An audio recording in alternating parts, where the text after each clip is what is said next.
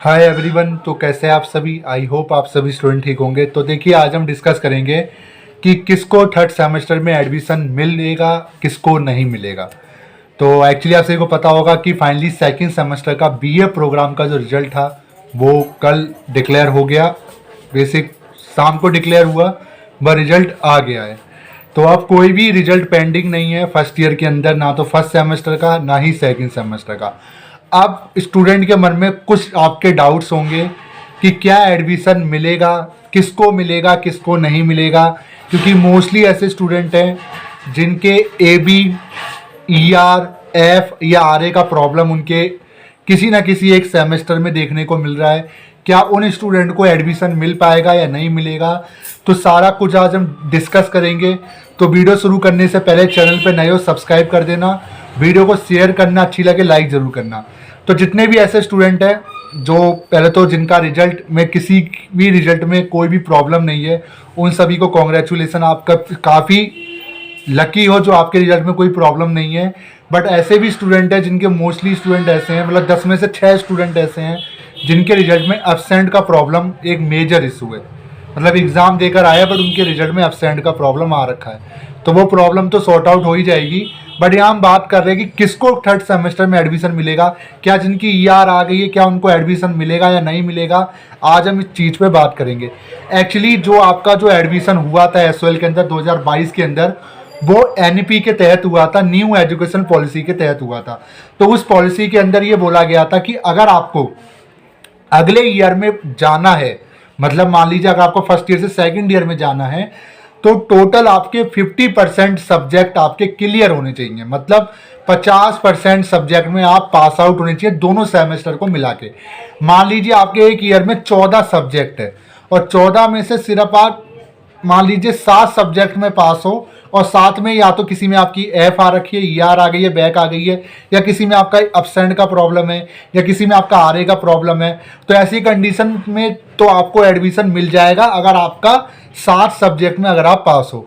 But उन student को admission नहीं मिलेगा, बार बार कह रहा हूँ सर नोट कर लीजिए, उन स्टूडेंट को एडमिशन मिलने के चांसेस ना के बराबर है जिनके रिजल्ट में फेल्ड लिखा हुआ है। जितने भी एनईपी के स्टूडेंट हैं जिन्होंने 2022 में एडमिशन लिया था एसओएल के अंदर, अगर आपका फर्स्ट और सेकंड सेमेस्टर का रिजल्ट मिला के फेल्ड लिखा हुआ आ रहा है आपके सेक्शन के नीचे, तो आपको एडमिशन मिलने के चांसेस ना के बराबर है। बार बार मैं कह रहा हूँ, बाकी हो सकता है कि एडमिशन आपको मिल जाए बट चांसेस ना के बराबर है, क्योंकि एसओएल साफ बोल चुका है एडमिशन उन्हीं को मिलेगा। दिल्ली विश्वविद्यालय का रूल है, सिर्फ एसओएल के ऊपर नहीं है, रेगुलर के ऊपर भी है, एनसीबैप के ऊपर भी है, कि आपको टोटल 7 सब्जेक्ट में पास होना पड़ेगा तभी आपको थर्ड सेमेस्टर में एडमिशन मिलेगा।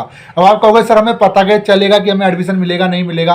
तो सिंपल है, अगर आपके रिजल्ट में ईआर आ रहा है 1-2 सब्जेक्ट में, 3 सब्जेक्ट में, तो कोई प्रॉब्लम वाली बात है नहीं।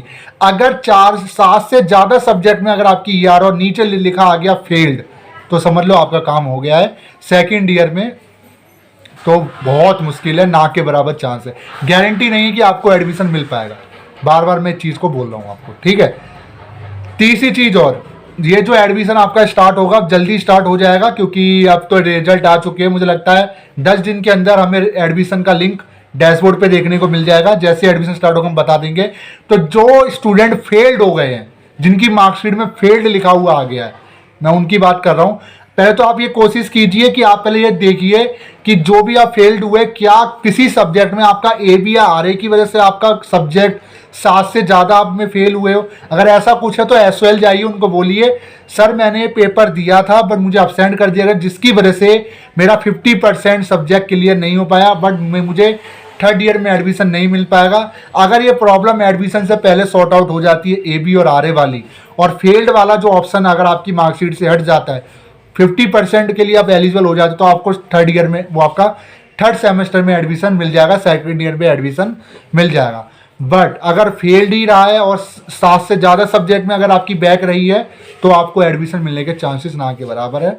और बाकी मैं कुछ कह नहीं सकता, वो तो जब एडमिशन शुरू होगा तब पता चलेगा। क्योंकि अब एक्चुअली हो ये रहा है, जो अब ये रिजल्ट निकल के सामने आया है ना, इसमें ये क्लियर नहीं हो पा रहा कि असाइनमेंट में बच्चे फेल हुए। क्योंकि असाइनमेंट में कैसे फेल हो सकता है बच्चा, जब असाइनमेंट ऑनलाइन हुआ था, घर से हुआ था, और ऑनलाइन एग्ज़ाम और ऑनलाइन असाइनमेंट में फेल। तो ये तो चीज़ तभी क्लियर होगी जब एडमिशन फॉर्म आपके डैशबोर्ड पे आएगा। जब भी एडमिशन फॉर्म आपके डैशबोर्ड पे आएगा उसमें बता दिया जाएगा, वही उन्हीं स्टूडेंट के डैशबोर्ड पे सब्जेक्ट शो करेंगे थर्ड और फोर्थ आपका थर्ड सेमेस्टर के जो स्टूडेंट एलिजिबल रहेंगे। बाकी मैं दोबारा कह रहा हूँ, जिनके रिजल्ट में फेल्ड नहीं लिखा हुआ है, फेल्ड, तो उनको डरने की जरूरत नहीं है, उनको एडमिशन मिलेगा ही मिलेगा, चाहे आपकी एक में ER हो, AB हो, RA हो, आपको थर्ड सेमेस्टर यानी सेकंड ईयर में एडमिशन मिलेगा, डरने की जरूरत नहीं है। बाकी जितने भी ऐसे स्टूडेंट जिनके रिजल्ट में सेक्शन में फेल्ड लिखा हुआ है उनको एडमिशन मिलने के चांसेस ना के बराबर है, ठीक है। बाकी अगर नोटिस आ जाता है बता दूंगा, अभी तो कोई नोटिस ऐसा प्रमोशन को लेकर आया नहीं है, तो अभी तो क्राइटेरिया वही है कि दोनों सेमेस्टर को मिला के आपको 50% सब्जेक्ट में पास होना है, तो ही आपको सेकंड ईयर में एडमिशन मिलेगा। तो मैंने साफ साफ बता रहा हूँ, उन्हीं को एडमिशन मिलेगा जिनके 50% सब्जेक्ट यानी 14 में से जो स्टूडेंट 7 सब्जेक्ट में पास है उन्हीं को एडमिशन मिलेगा, और जिनके रिजल्ट में फेल्ड नहीं है। फेल्ड सिर्फ उन्हीं रिजल्ट में लिखा हुआ है जो 7 से ज़्यादा सब्जेक्ट में लटक गए हैं, ठीक है, वो ही स्टूडेंट फेल हो चुके हैं। और मुझे लगता है कि हो सकता है कि उनको दोबारा से अपना ईयर रिपीट करना पड़े, जिन जिन में उनकी बैक उनको फर्स्ट ईयर दोबारा रिपीट करना पड़ जाए। थर्ड ईयर आपका थर्ड सेमेस्टर तो भूल जाइए कि आपको मिलने के चांसेस ना के बराबर है। बाकी जब एडमिशन लिंक आएगा तभी सारी चीज़ें क्लियर होगी, क्योंकि अभी ये क्लियर नहीं हो पा रहा कि असाइनमेंट की वजह से बच्चा फेल हो रहा है या थ्योरी की वजह से बच्चा फेल हो रहा है, ठीक है। तो जो वो आपका एडमिशन फॉर्म आएगा उसमें सारी चीज़ क्लियर रहेगी। उसी एडमिशन फॉर्म में वही सब्जेक्ट आपको सिलेक्ट करने के लिए देगा ऑटोमेटिक जिस सब्जेक्ट में आपकी थ्योरी में बैक होगी।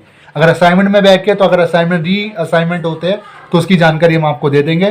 फिलहाल इसको लेकर कोई अपडेट नहीं है कि जो असाइनमेंट में फेल हो गया है क्या उसके असाइनमेंट दोबारा से होंगे या नहीं होंगे। तो फिलहाल अभी हम बात कर रहे हैं थर्ड सेमेस्टर के एडमिशन की, जो कि बहुत जल्दी अब शुरू होने वाले 10 दिन के अंदर एडमिशन शुरू हो जाएंगे। और बाकी किसको एडमिशन मिलेगा मैंने बता दिया, 50% सब्जेक्ट में जो पास होगा उनको एडमिशन मिलेगा, यानी 7 सब्जेक्ट में अगर आप पास हो तो आपको एडमिशन मिलेगा। अगर 7 से नीचे सब्जेक्ट बना लीजिए, आप 9 सब्जेक्ट में फेल हो और 4 में पास हो तो आपको एडमिशन नहीं मिल पाएगा, ठीक है। तो ये मैंने आपको बता दिया। बाकी जब एडमिशन फॉर्म आएगा ये सारी चीज़ें आपकी भी क्लियर हो जाएगी, मुझे भी क्लियर हो जाएगी, ठीक है।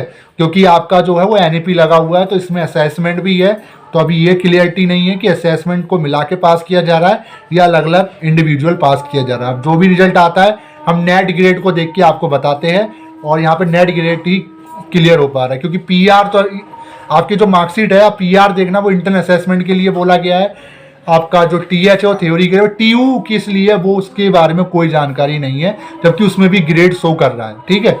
तो वो तो आपका जब एडमिशन फॉर्म होगा सारी चीज़ें क्लियर हो जाएगी। जो भी एलिजिबल रहेगा उसी के लिंक शो करेगा थर्ड सेमेस्टर का, बाकी जो एलिजिबल नहीं है उनके फर्स्ट और सेकंड सेमेस्टर का लिंक उनके डैशबोर्ड पे शो करेगा। छोटी सी वीडियो थी, वीडियो कैसी लगी वीडियो को लाइक कर दे, चैनल को सब्सक्राइब कर दे, तो जैसे ही एडमिशन स्टार्ट होंगे हम आपको बता देंगे। Thank you so much.